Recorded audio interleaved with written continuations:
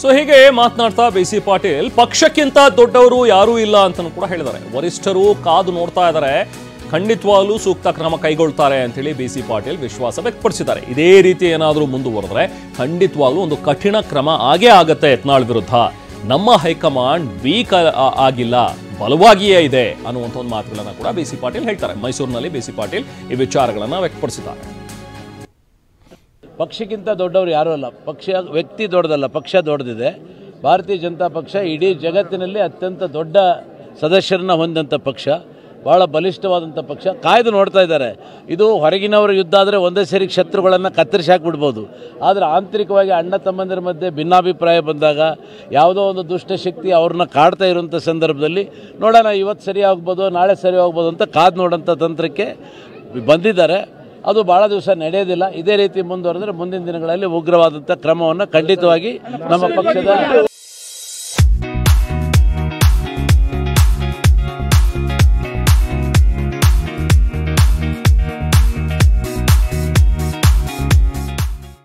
High command ಎದುರಿಸಿದೆ. ಶಿಸ್ತಂದ್ರೆ ಯಾವುದನ್ನೇ ಮಾಡಿದ್ರು systematic ಆಗಿ ಶಿಸ್ತಿನಿಂದನೇ ಕತ್ತರಿಸಬೇಕು. ಖಂಡಿತ ಹೈಕಮಾಂಡ್ ವೀಕ್ ಇಲ್ಲ, ಹೈಕಮಾಂಡ್ ಬಲಿಷ್ಠವಾಗಿದೆ. ಕಾಲ ಬಂದಾಗ ಅದರ ಬಗ್ಗೆ ಕ್ರಮ ಜರುಗಿಸ್ತಾರೆ. ಕಾಲ ತಸ್ಮೈನ. ಪಕ್ಷಕ್ಕಿಂತ ದೊಡ್ಡವರು ಯಾರೂ ಅಲ್ಲ, ವ್ಯಕ್ತಿ ದೊಡ್ಡದಲ್ಲ, ಪಕ್ಷ ದೊಡ್ಡದಿದೆ. ಸೊ ಹೀಗೆ ಇವತ್ತು ಬಿಜೆಪಿಯಲ್ಲಿ Yatnal team versus Vijendra team ಆಗಿರುವಂಥದ್ದು ಸ್ಪಷ್ಟವಾಗಿ ಕಾಣಿಸ್ತಾ ಇದೆ. ಸೊ ಹಾಗಾಗಿ ಇವತ್ತು ಚಾಮುಂಡೇಶ್ವರಿ ಬೆಟ್ಟಕ್ಕೆ ತೆರಳಿದ್ದಾರೆ. ಚಾಮುಂಡಿ ಬೆಟ್ಟಕ್ಕೆ ತೆರಳಿರುವಂತಹ ವಿಜೇಂದ್ರ ಟೀಮ್ ಇದು.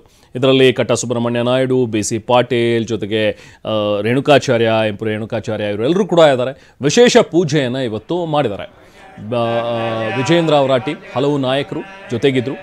ಚಾಮುಂಡಿ ದರ್ಶನವನ್ನು ಪಡೆದಿದ್ದಾರೆ. ಜೊತೆಗೆ ನಿನ್ನೆ ಕುರುಡುಮಲೆ ದೇವಸ್ಥಾನಕ್ಕೂ ಕೂಡ ಭೇಟಿಯನ್ನು ಕೊಟ್ಟಿತ್ತು ಈ ತಂಡ.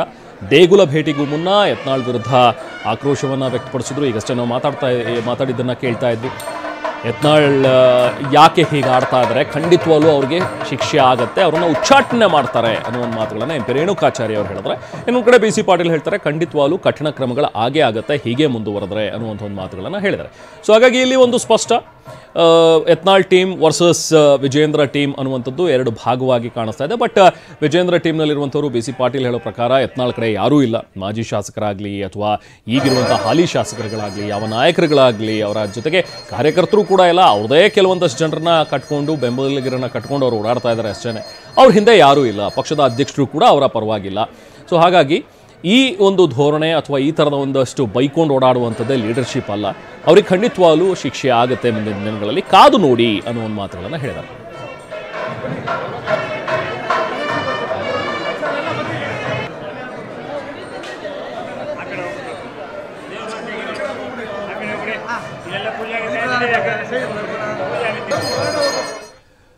ಸುಮನಿ, ಇವತ್ತು ನಡೆಸಿರುವಂತಹ ಈ ವಿಶೇಷ ಪೂಜೆ ಈ ಬಗ್ಗೆ ಮತ್ತಷ್ಟು ಡೀಟೇಲ್ಸ್ ನಮ್ಮ ಪ್ರತಿನಿಧಿ ದಿಲೀಪ್ ನೀಡ್ತಾರೆ. ನಮ್ಮ ಜೊತೆಗೆ ಜಾಯ್ನ್ ಆಗಿದ್ದಾರೆ. ದಿಲೀಪ್, ಇವತ್ತು ಯಾರೆಲ್ಲ ಇದ್ದಾರೆ ಚಾಮುಂಡಿ ಬೆಟ್ಟದಲ್ಲಿ, ವಿಶೇಷವಾಗಿ ಯಾವ ರೀತಿಯಾಗಿ ಪೂಜೆ ಪುನಸ್ಕಾರಗಳನ್ನ ಮಾಡ್ತಾ ಇದ್ದಾರೆ? ಸೊ ಏನ್ ಹೇಳ್ತಾರೆ? ಈಗಷ್ಟೇ ಬಿಸಿ ಪಾಟೀಲ್ ಹೇಳಿದ್ ಕೇಳಿದ್ವಿ, ಎಂ ಪಿ ರೇಣುಕಾಚಾರ್ಯ ಹೇಳಿದ್ ಕೇಳಿದ್ವಿ. ಒಟ್ಟಲ್ಲಿ ಕ್ರಮ ಆಗತ್ತೆ ಅಂತಾರೆ, ಬಟ್ ಡಿಲೇ ಆಗ್ತಾ ಇದೆ. ಯಾವಾಗ ಆಗತ್ತೆ ಅಂತ ಯಾವುದೇ ರೀತಿಯಾದಂತಹ ಸ್ಪಷ್ಟನೆ ಇಲ್ಲ. ಸೊ ಯತ್ನಾಳ್ ಬಗ್ಗೆ ಇವರಲ್ಲಿರುವಂತಹ ಒಂದು ಒಪಿನಿಯನ್, ಜೊತೆಗೆ ಇವತ್ತು ಮಾಡಿದಂತಹ ಒಂದು ಪೂಜೆ ಪುನಸ್ಕಾರ, ಏನಿದೆ ಮಾಹಿತಿ ದಿಲೀಪ್? ರೆಹಮಾನ್, ಖಂಡಿತವಾಗ್ಲೂ ಬಿಜೆಪಿಯಲ್ಲಿ ಎರಡು ಟೀಮ್ ಆಗಿದೆ ಅನ್ನುವಂಥದ್ದು ಸ್ಪಷ್ಟವಾಗಿ ಕಾಣಿಸ್ತಾ ಇರುವಂಥದ್ದು. ಯತ್ನಾಳ್ ಟೀಮ್ ಅವರ ವಿರುದ್ಧವಾಗಿ ವಿಜೇಂದ್ರ ಟೀಮ್ ಈ ಒಂದು ಪೂಜೆಯಲ್ಲಿ ಭಾಗಿಯಾಗಿರುವಂಥದ್ದು. 30ಕ್ಕೂ ಹೆಚ್ಚು ಮಾಜಿ ಶಾಸಕರು ಮತ್ತು ಮಾಜಿ ಮಂತ್ರಿಗಳು ಈ ಒಂದು ಚಾಮುಂಡಿ ಬೆಟ್ಟಕ್ಕೆ ಭೇಟಿ ನೀಡಿದರು. ಚಾಮುಂಡಿ ಬೆಟ್ಟಕ್ಕೆ ಭೇಟಿ ನೀಡಿದಂಥ ವಿಚಾರವಾಗಿ ಅವರು ಮಾತನಾಡ್ತಾರೆ, ಶತ್ರುವನ್ನು ನಾಶ ಮಾಡಲಿಕ್ಕೆ ಒಂದು ಬಂದಿದ್ದೇವೆ ಅನ್ನುವಂಥದ್ದು. ಅಂದರೆ ಯತ್ನಾಳ್ ಅವ್ರನ್ನ ಶತ್ರು ಅನ್ನುವಂಥ ನಿಟ್ಟಿನಲ್ಲಿ ಅವರು ಪೂಜೆಯನ್ನು ಪುನಸ್ಕಾರಗಳನ್ನು ಕೂಡ ಮಾಡ್ತಾ ಇರುವಂಥದ್ದು. ಯಾಕಂದರೆ ಬಿಜೆಪಿಯಲ್ಲಿ ಆಂತರಿಕವಾಗಿ ಈ ಶತ್ರುಗಳಿದ್ದಾರೆ, ಹೊರಗಿರುವಂಥ ಶತ್ರುಗಳನ್ನು ಬೇಗ ನಾಶ ಮಾಡಬಹುದು, ಆದರೆ ಆಂತರಿಕವಾಗಿರುವಂಥ ಶತ್ರುಗಳನ್ನು ನಾಶ ಮಾಡಲಿಕ್ಕೆ ಕಷ್ಟ ಆಗುತ್ತೆ, ಆದರೆ ಅದಕ್ಕೊಂದು ಸಮಯ ಬೇಕಾಗುತ್ತೆ ಅನ್ನುವಂಥದ್ದು ಕೂಡ ಹೇಳ್ತಾ ಇರುವಂಥದ್ದು. ಎಲ್ಲೋ ಒಂದು ಕಡೆ ಯತ್ನಾಳ್ ಅವರ ಟೀಮ್ ಏನು ಹೋಗ್ತಾ ಇದೆ, ಆ ಒಂದು ಟೀಮ್ ವಿರುದ್ಧವಾಗಿ ಇವರು ರಾಜ್ಯ ಪ್ರವಾಸವನ್ನು ಕೈಗೊಂಡಿರುವಂಥದ್ದು. ಅದರಲ್ಲೂ ಕೂಡ ಹಲವು ದೇವಾಲಯಗಳಿಗೂ ಕೂಡ ಭೇಟಿಯನ್ನು ಕೊಡ್ತಾ ಇರೋದು. ಮೈಸೂರಿಗೆ ಬಂದಿರುವಂಥದ್ದು. ಮೈಸೂರಿಗೆ ವಿಶೇಷವಾಗಿ ಯಾಕೆ ಬಂದಿದ್ದಾರೆ ಅಂತಂದರೆ, ಈಗಾಗಲೇ ಮಾಜಿ ಸಂಸದರಾದಂಥ ಪ್ರತಾಪ್ ಸಿಂಹ ಅವರು ಮೈಸೂರಿನಲ್ಲಿ ಇರುವ ಕಾರಣಕ್ಕೂ, ಮೈಸೂರಿನ ಪ್ರತಿನಿಧಿಸಿದ ಕಾರಣಕ್ಕೋಸ್ಕರ ಈ ಒಂದು ಟೀಮ್ ಮೈಸೂರಿಗೆ ಬಂದು ಅವರ ವಿರುದ್ಧ ಟಕ್ಕರ್ ಕೊಡುವಂಥ ಕೆಲಸವನ್ನು ಮಾಡ್ತಾ ಇರುವಂಥದ್ದು. ಯಾಕಂದರೆ ಪ್ರತಾಪ್ ಸಿಂಹ ಅವರು ಸಾಕಷ್ಟು ಮಾತನಾಡ್ತಾ ಇದ್ದಾರೆ ಈ ಒಂದು ರೆಬಲ್ ಟೀಮ್ ವಿರುದ್ಧ, ರೆಬಲ್ ಟೀಮ್ ಪರವಾಗಿ ಗುರುತಿಸ್ಕೊಂಡಿರುವಂಥದ್ದು. ಈ ಎಲ್ಲ ವಿಚಾರವಾಗಿ ಇಟ್ಕೊಂಡು ಅವ್ರಿಗೆ ಟಕ್ಕರ್ ಕೊಡುವಂಥ ನಿಟ್ಟಿನಲ್ಲಿ ಇವತ್ತು ಮೈಸೂರಿಗೆ ಭೇಟಿದ್ದಾರೆ. ಮೈಸೂರಿಗೆ ಭೇಟಿ ನೀಡಿ ಚಾಮುಂಡೇಶ್ವರಿಗೆ ಕೂಡ ವಿಶೇಷವಾದಂಥ ಪೂಜೆಯನ್ನು ಸಲ್ಲಿಸಿರುವಂಥದ್ದು. ಅದರಲ್ಲಿ ಅವರು ಸ್ಪಷ್ಟವಾಗಿ ಹೇಳ್ತಾ ಇದ್ದಾರೆ, ಚಾಮುಂಡೇಶ್ವರಿಯ ಮಹಿಷಾನನ್ನು ಸಂಹಾರ ಮಾಡಿದ್ರು, ಆ ಒಂದು ಹಿನ್ನೆಲೆ ಇರುವ ಕಾರಣಕ್ಕೋಸ್ಕರ ನಾವು ಇವತ್ತು ಚಾಮುಂಡೇಶ್ವರಿಗೆ ವಿಶೇಷವಾದಂಥ ಪೂಜೆಯನ್ನು ಸಲ್ಲಿಸ್ತಾ ಇದ್ದೇವೆ ಅನ್ನುವಂಥದ್ದು.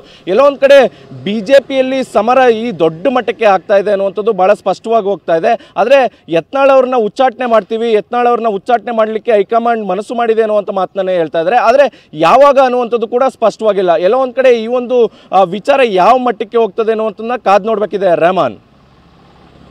Okay, thank you Dilip.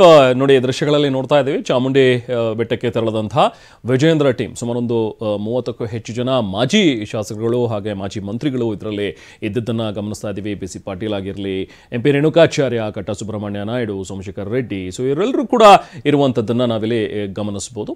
ದೇಗುಲ ಭೇಟಿಗೂ ಮುನ್ನ ಯತ್ನಾಳ್ ವಿರುದ್ಧ ಸಾಕಷ್ಟು ಆಕ್ರೋಶವನ್ನು ಕೂಡ ವ್ಯಕ್ತಪಡಿಸಿದ್ದಾರೆ. ಅಂದರೆ ಈಗ ಯತ್ನಾಳ್ ವಿರೋಧಿ ಮಾತ್ರ ಅಲ್ಲ, ಅಥವಾ ತಮ್ಮಲ್ಲಿ ಒಬ್ಬ ಬಂಡಾಯ ಇದ್ದಿರುವಂಥ ನಾಯಕ ಮಾತ್ರ ಅಲ್ಲ, ಆತ ಒಬ್ಬ ಶತ್ರು ಅನ್ನೋ ರೀತಿಯಲ್ಲಿ ಈಗ ಪರಿಗಣಿಸ್ತಾ ಇದ್ದಾರೆ. ಅಂದರೆ ನಮ್ಮ ಪಕ್ಷದಲ್ಲೇ ಇರುವಂಥ, ನಮ್ಮ ಪಕ್ಷಕ್ಕೆ ವಿರುದ್ಧವಾಗಿ ನಡ್ಕೊಳ್ತಾ ಇರುವಂಥ ನಮ್ಮ ಪಕ್ಷದ ಶತ್ರು ಈ ಯತ್ನಾಳ್ ಅನ್ನುವಂಥ ಒಂದು ಮಾತುಗಳನ್ನು ಕೂಡ ಈಗ ನಾಯಕರು ಆಡ್ತಾ ಇದ್ದಾರೆ. ಸೊ ಹಾಗಾಗಿನೇ ನಾವು ಈ ಶತ್ರು ಸಂಹಾರಕ್ಕೆ ಮುಂದಾಗ್ತಾ ಇದ್ದೀವಿ.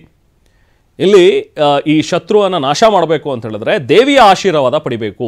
ಸೊ ಹಾಗಾಗಿ ತಾಯಿ ಚಾಮುಂಡಿಯ ಆಶೀರ್ವಾದ ಪಡೆಯೋದಕ್ಕೆ ನಾವು ಬಂದಿದ್ದೀವಿ, ವಿಶೇಷ ಪೂಜೆಯನ್ನು ಮಾಡ್ತಾ ಇದ್ದೀವಿ ಅನ್ನುವಂಥದ್ದನ್ನು ರೇಣುಕಾಚಾರ್ಯ ಮತ್ತು BC ಪಾಟೀಲ್ ಅವರು ಕೂಡ ಮಾತನಾಡ್ತಾ ಹೇಳಿದ್ದಾರೆ. ಸೊ ಮುಂದಿನ ದಿನಗಳಲ್ಲಿ ಯತ್ನಾಳ್ ವಿರುದ್ಧ ಕ್ರಮ ಆಗೇ ಆಗುತ್ತೆ, ಅವರನ್ನು ಉಚ್ಚಾಟನೆ ಮಾಡ್ತಾರೆ, ನೋಡ್ತಾ ಇರಿ ಅನ್ನುವಂಥ ಒಂದು ಮಾತುಗಳನ್ನು ಹೇಳ್ತಾ, ನಿಜಕ್ಕೂ ಯತ್ನಾಳ್ ವಿರುದ್ಧ ಏನು ಕ್ರಮಗಳನ್ನು ಹೈಕಮಾಂಡ್ ಕೈಗೊಳ್ಳುತ್ತೆ ಅನ್ನುವಂಥ ಒಂದು ಕುತೂಹಲ ಈಗ ಹೆಚ್ಚಾಗ್ತಾ ಇದೆ. ಯಾಕಂದರೆ ಇನ್ನೊಂದು ಕಡೆ ಈಗ